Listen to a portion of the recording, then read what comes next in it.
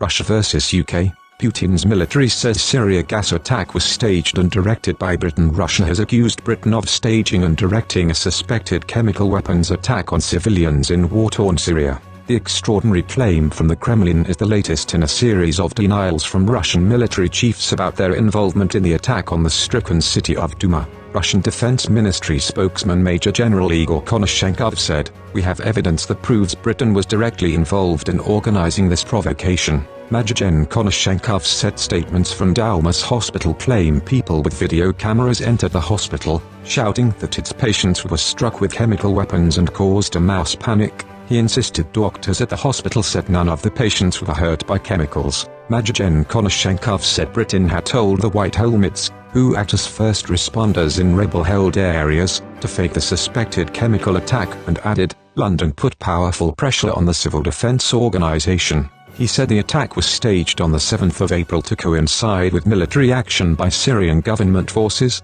after the rebel group Jaish al-Islam that long-controlled eastern Ghouta carried out shelling of Damascus from the 3rd of April to 6. Russia has repeatedly accused opposition fighters of staging or spreading rumors of chemical attacks, but the involvement of Britain is a new claim. Britain's ambassador to the UN Karen Pierce said Russia's comments were a gross distortion of what is happening on the ground. Mrs. Pierce was speaking at the UN Security Council after Moscow's ambassador to the UN, Vasily Nebenzia, accused Britain of backing a Western agenda to oust Syrian leader Bashar al-Assad and keep Russia in its place. He said, "You only have a sole interest to oust the Syrian government and more broadly to contain the Russian Federation.